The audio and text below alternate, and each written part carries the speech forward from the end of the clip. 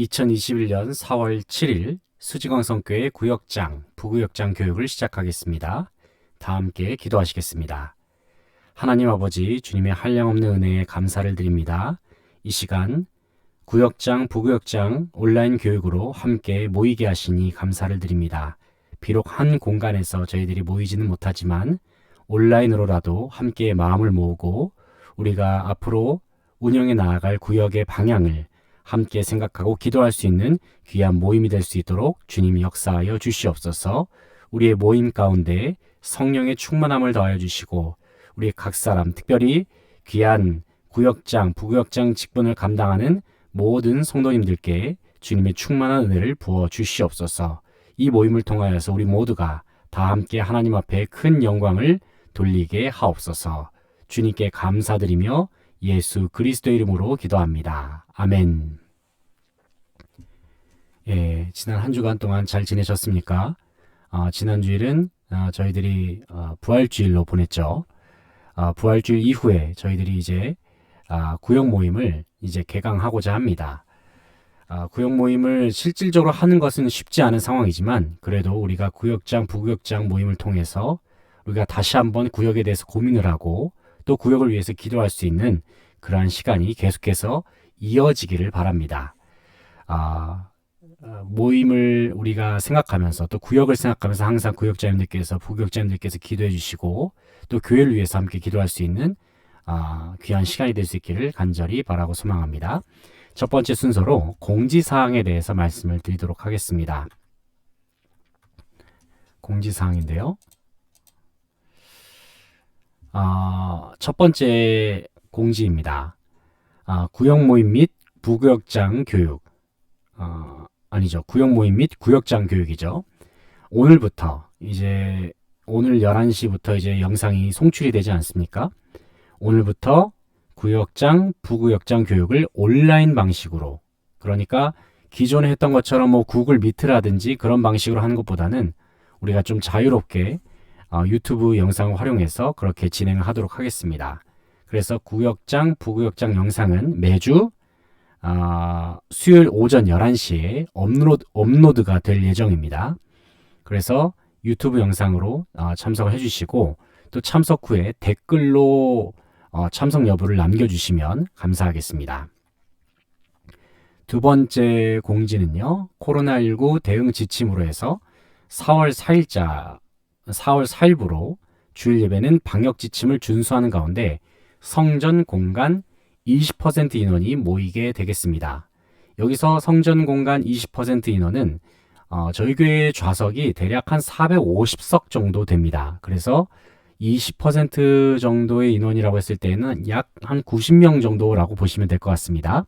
그래서 사실상 교회의 거의 모든 성도들이 다 참석을 하셔도 무리가 되지 않은 공간이기 때문에 가급적이면은 성전에 참석하셔서 주일 예배만큼이라도 꼭 참석하셔서 예배를 드리셨으면 좋겠습니다. 실제로 이제 정부의 방역 당국의 발표에 따르면 성전에서 드리는 현장 예배를 통한 감염 사례는 발견되지 않았다라고 이미 공식적으로 보도를 한 바가 있습니다. 거의 감염이 될 수가 없는 그러한 상황이기 때문에 마스크를 다들 철저히 하고 계시고 게다가 저희가 창문을 열어가지고 계속해서 환기를 하고 있고 또 매주마다 방역을 철저히 하고 있기 때문에 안심하시고 참석을 하시면 좋겠습니다. 사실상 예배를 통한 감염은 절대 일어날 수가 없다는 거. 중요한 것은 함께 모여서 차를 마신다거나 예를 들면은 음식을 먹을 때에 그런 경로를 통해서 주로 감염이 되는 것이지 이 예배를 통해서 감염된 사례는 없으니까. 그런데 이제 그동안의 정부의 발표가 너무 교회가 방역의 마치 주 원인인 양 그렇게 보도가 되었었는데 그런 부분에 있어서는 걱정을 안 하셔도 될 것 같습니다. 이미 과학적으로도 많이 입증이 된 부분이기 때문에 예배에 대해서는 안심하시고 다들 참여하셔서 구역원들께도 이러한 부분은 잘 공지해 주셔서 함께 예배에 참여하실 수 있었으면 좋겠습니다. 하지만 그래도 저희가 여러 가지 방역에 대한 부분을 최대한 고려하는 차원에서 3번 광고를 보시게 되면 예배 재개 광고입니다. 오후 찬양 예배 그리고 금요 기도회는 전면 온라인입니다. 그러니까 성전의 성도님들 참여를 제한하고 온라인 방식으로 진행된다는 거.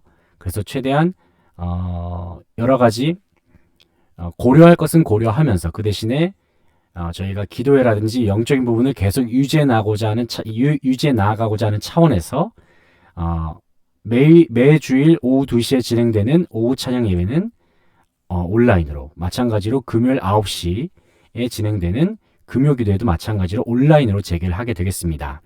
그래서 구역원들에게 해당 온라인 영상 주소를 링크해 주셔서 우리가 함께 예배에 동참해 주시면 감사하겠습니다.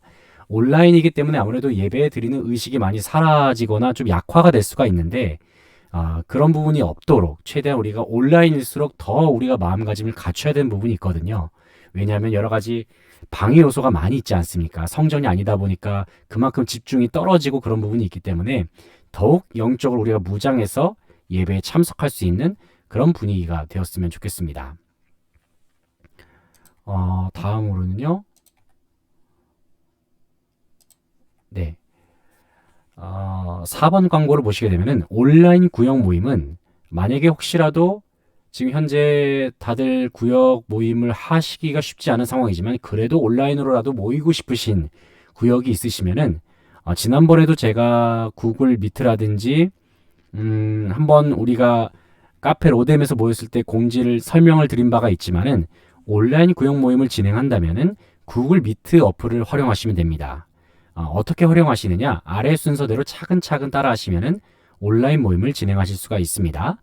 첫째로 스마트폰에서 구글 미트 어플을 설치하시면 됩니다. 그래서 모든 구역원의 스마트폰에 설치가 되어 있어야 하고요. 두 번째로는 구역 모임을 만드는 구역장님께서 먼저 구글 미트를 스마트폰에서 실행하시면 됩니다. 그리고 나서 그 어플에 새 회의 버튼이 있는데 그 버튼을 활성화시키면은 모임방을 개설하실 수가 있습니다. 모임방을 개설하신 다음에 생성된 주소를 공유 버튼을 누르신 다음에 구역원이 전체가 포함되어 있는 카카오톡방 혹은 문자로 그 주소를 전송을 해주시면 되겠습니다. 그러면은 해당 구역원들은 그 문자, 그러니까 공유된 주소를 클릭하시면은 구글 미트를 통해서 들어오실 수가 있습니다. 그래서 5번 광고를 보시면은 구역원들은 전송된 모임방 주소를 누른 다음에 모임에 참석하실 수가 있다는 것입니다. 그리고 6번 광고에 보시면은 구역원들이 모임 참석을 신청했을 때에 방을 만든 구역장님들, 그러니까 방을 개설한 분은 이제 해당 구역원이 참석 신청을 했을 때에 수락 버튼을 눌러주시게 되면 해당 구역원들이 구글 미트를 통해서 구역 모임을 함께 참석하실 수가 있습니다. 참고하셔서 온라인 구역 모임을 진행하시면 되겠습니다. 다음으로는요, 중요한 광고가 되겠는데요. 최준혁 집사님, 아버님이신 고 최혜주 성도님께서 지난 6일에 소천하셨습니다. 하나님의 위로가 함께 하시기를 기도해 주시기를 바랍니다. 마음을 표현하실 성도님께서는 아래 계좌를 참고해 주시면 되겠습니다. 빈소는 경북대학교 병원 장례식장 특 209호입니다. 발인은 4월 8일 목요일 오전 9시에 진행이 됩니다. 여러 가지 코로나 상황으로 실질적으로 방문이 어려운 상황이지만 그래도 우리 성도님들께서 또 구역원들께서 기억해 주시고 우리 특별히 최준혁 지사님, 김현희 지사님을 위해서 기도해 주시고 또 기억해 주셔서 함께 위로에 동참해 주시면 감사하겠습니다. 다음으로는 4월 4일 주일 설교 요약입니다. 부활신앙이라는 제목으로 누가복음 24장 13절로 23절 말씀을 가지고 하나님의 말씀을 함께 들었습니다.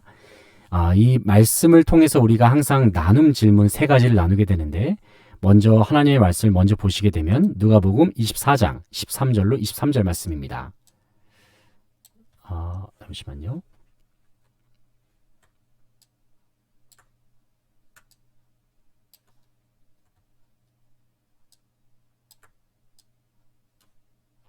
네, 누가복음 24장 13절로 23절 말씀을 제가 봉독하겠습니다. 빌라도가 대제사장들과 관리들과 백성을 불러 모으고 이르되 너희가 이 사람이 백성을 미혹하는 자라 하여 내게 끌고 왔도다. 보라, 내가 너희 앞에서 신문하였으되 너희가 고발하는 일에 대하여 이 사람에게는 죄를 찾지 못하였고 헤롯이 또한 그렇게 하여 그를 우리에게 도로 보내었도다. 보라, 그가 행한 일에는 죽일 일이 없느니라. 그러므로 때려서 놓겠노라. 무리가 일제히 소리질러 이르되 이 사람을 없이하고 바라바를 우리에게 놓아주소서 하니 이 바라바는 성중에서 일어난 밀란과 살인으로 말미암아 옥에 갇힌 자라라. 빌라도는 예수를 놓고자 하여 다시 그들에게 말하되 그들은 소리질러 이르되 그를 십자가에 못 박게 하소서, 십자가에 못 박게 하소서 하는지라. 빌라도가 세 번째 말하되 이 사람이 무슨 악한 일을 하였느냐? 나는 그에게서 죽일 죄를 찾지 못하였나니 때려서 놓으리라 하니 그들이 큰 소리로 재촉하여 십자가에 못 박기를 구하니 그들의 소리가 이긴지라. 아멘. 지난주 설교 말씀은 부활에 대해서 우리가 함께 나누었습니다. 부활 신앙에 대해서 함께 나눴는데 지난주의 본 말씀은 두 제자가 예수님의 부활을 믿지 못하고 예루살렘에서 엠마오로 가면서 부활하신 예수님과의 만남 속에서 이루어진 일을 기록하고 있다는 것입니다. 이 엠마오 도상에서 두 명의 제자들이 걸어가는 그 대화 속에서 우리는 부활의 참된 의미를 발견할 수가 있습니다. 먼저 첫째로는 부활에 대해서는 예수님에 관한 이야기와 함께 나타났다는 것이죠. 지난주에 담임 목사님 설교 말씀을 통해서 우리가 모든 이야기의 출발이 예수님에 관한 이야기를 통해서 출발되었다는 것입니다. 본문 14절 말씀에서 이 모든 된 일을 서로 이야기하더라. 여기서 이 모든 된 일이라고 하는 것은 예수 그리스도에 대한 이야기죠. 예수님께서 부활하신 시점이니까 3일 전에 있었던 십자가 죽음의 사건에 대한 이야기, 그 이야기들이 이제 제자들을 통해서 흘러나왔을 때, 그리고 아마 예수님에 대한 다양한 이야기들이 또 나오지 않았을까 생각이 되는데, 여기서 이 모든 된 일이라고 하는 것은 예수님께서 당하신 일을 말하는 것이죠. 그래서 예수님께서는 이 제자들이 나누는 이야기에 귀를 기울이셨다라는 점입니다. 예수님께서는 어느 곳에 함께 계시느냐? 바로 예수님에 대한 이야기가 흘러나오는 곳에 함께 계신다. 뿐만 아니라 우리가 잘 알고 있는 성경 말씀 중에서도 두세 사람이 내 이름으로 모인 곳에 내가 그들과 함께 있느니라 말씀하셨죠.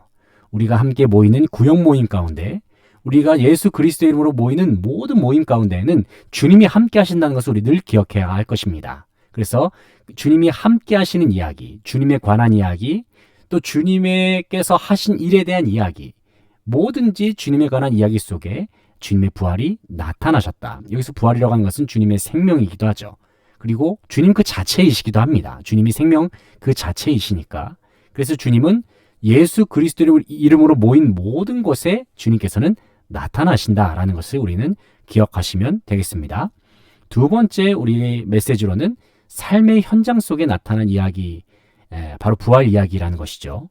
우리가 같은 본문인 24장 29절 말씀 보게 되면은 그들이 강권하여 이르되 우리와 함께 유하시나이다. 때가 저물어 가고 날이 이미 기울었나이다 하니 이에 그들과 함께 유하러 들어가시니라 라고 말씀하고 있습니다.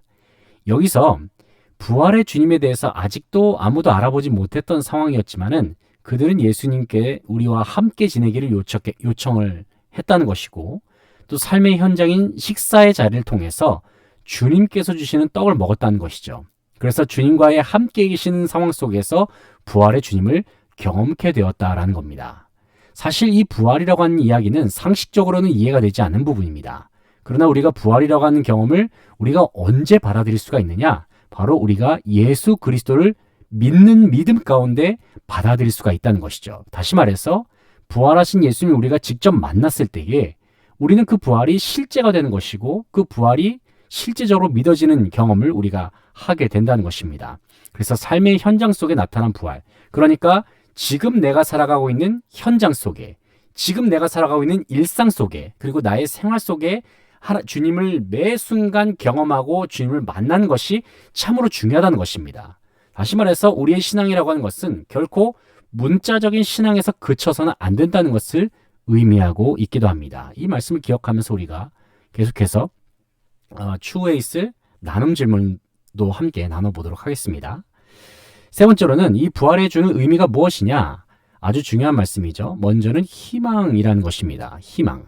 그래서 주님의 부활은 우리에게 소망을 상징한다. 예수님의 부활이 없다면 우리는 희망 없이, 소망 없이, 그러니까 절망 가운데 살 수밖에 없는 존재라는 것이죠. 왜냐하면은 죽음이 끝이니까요. 죽음이 끝이고 유한한 삶이 끝이니까. 그러나 부활이 있기 때문에 우리는 영원한 생명을 누리면서 살 수가 있죠. 주님의 부활로 말미암아 새로운 생명, 영원한 생명을 누리면서 살아가는 새로운 존재가 되었다는 것입니다. 그리고 그 부활로 말미암아 우리는 새 힘을 공급받으면서 살게 된다는 것이죠. 이 모든 것이 바로 부활의 능력으로 말미암아 가능하다는 것입니다.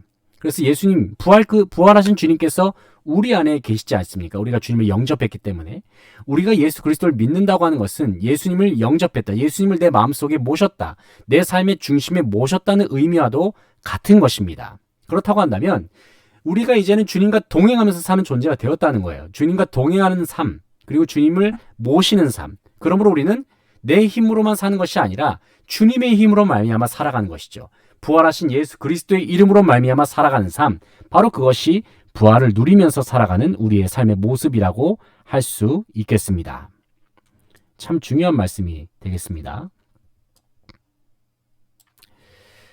그래서 우리가 세 가지 메시지를 우리가 함께 살펴보죠. 첫 번째는 예수님에 관한 이야기와 함께 나타난 부활이고, 두 번째는 삶의 현장 속에 나타난 부활, 세 번째는 부활이 주는 의미가 무엇인지 함께 살펴보았습니다. 이 메시지를 기억하면서 우리가 구역 모임으로 들어가시면 되겠습니다. 먼저 구역 모임을 우리가 들어가면서 첫 번째 순서가 바로 이제 아이스 브레이크 시간입니다. 우리가 광성교회 모임, 이 6글자를 앞에 글자를 따서 이제 순서를 하지 않습니까? 광은 광성 가족들을 환영하는 시간, 그러니까 첫 번째 시간이 되겠죠. 얼음 깨기 시간, 아이스 브레이킹 시간, 얼어붙었던 분위기를 환기시키는 시간이라고 보시면 되겠습니다. 그러한 질문으로서 첫 번째로 쉽게 들어가는 질문으로서 코로나19 사태가 진행되는 중에 이번 부활절은 여러분에게 어떠한 의미로 다가오고 있습니까? 아마 많은 느낌이 있지 않을까 싶습니다. 예년과 같이 우리가 북적북적대는 분위기 속에서 우리가 예배를 드리는 것도 아니고 여러 가지로 참 한계가 많은 그러한 상황 속에서 부활절 예배를 드렸는데, 과연 부활이라고 하는 것이 이번 코로나 사태 속에서 예수님의 부활, 그리고 이 부활이 나의 삶 속에 직접적으로 어떤 영향을 끼치고 있는지 한번 짧게 구역원들끼리 나눠보시면 좋겠습니다.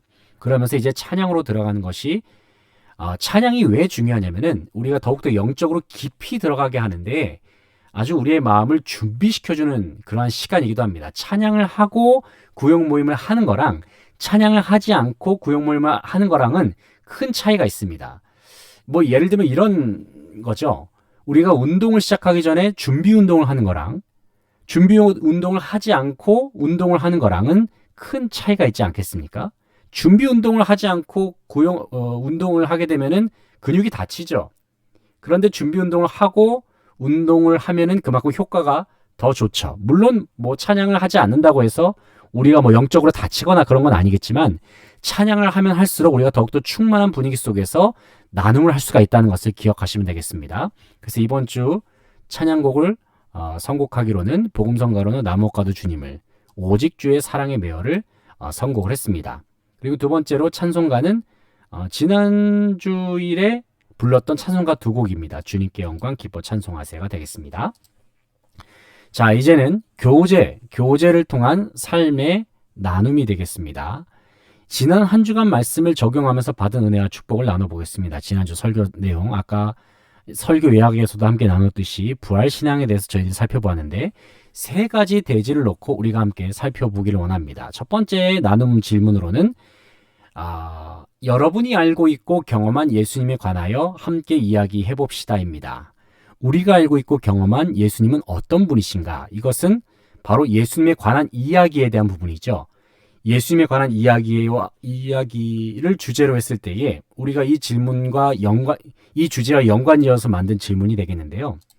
여러분은 예수님에 대해서 어떻게 이야기를 할 수가 있는가? 여러분이 경험했던 예수님에 대한 경험이라든지 아니면 내가 알고 있는 예수님은 어떤 분이시다라고 말씀드릴 수가 있겠죠. 나는 예수님이 정말 사랑이 많으신 분이라고 생각합니다 라거나, 예수님에 대해서 생각할 때에 주님의 은혜가 너무나도 크고 놀랍습니다, 혹은 예수님을 만난 이야기를 할 수도 있고, 예수님과 함께 예수님께서 내 삶 속에 직접적으로 영향을 미치셨던 그러한 이야기들을 나누실 수도 있겠죠. 그래서 여러분이 알고 있고 경험한 예수님에 관한 이야기를 한번 자유롭게 나눠보시기 바랍니다. 두 번째로는 예수님이 여러분의 삶 속에 어떻게 함께 하시는가, 그리고 구체적으로 나눠보기를 원합니다입니다. 예수님이 우리의 삶의 현장 가운데 어떻게 드러나시는가? 우리는 문자적으로만 예수님을 알아서는 안 되거든요. 예수님이 나의 삶 속에 직접적으로 어떻게 함께 하시는지, 예수님이 내 삶 속에 어떻게 영향을 미치고 계시는지, 내 삶을 어떻게 변화시키셨는지를 우리가 함께 곰곰이 생각을 해보고 구역원들과 함께 그 부분에 대해서 나누실 수 있었으면 좋겠습니다. 세 번째는 예수님의 부활은 여러분의 삶을 어떻게 변화시키셨습니까? 입니다. 예수님이 어떻게 변화시키셨습니까? 바로 세 번째 주제였던 부활이 주는 의미와도 같다고, 이 부활이 주는 의미와 연관된 그러한 질문이라고 할 수가 있겠는데요. 주님이 내 삶 속에 주님의 부활이 어떠한 영향을 미쳤는가? 입니다. 주님의 부활이 내 삶을 어떻게 변화시켰고, 예수 그리스도의 부활이 나에게 무엇을 주었고, 내 삶을 근본적으로 어떠한 방향으로 나아가게 했는가, 이런 부분을 생각해 보시면서 주님의 부활에 대해서 한번 깊이 생각할 수 있는 그러한 나눔의 시간이 되었으면 좋겠습니다. 그리고 나서 우리 회원들 간의 기도와 또 돌봄 시간으로서 이제 서로 간의 기도 제목을 함께 나누는 것입니다. 이 기도 제목을 나누는 것은 함께 기도하기 위한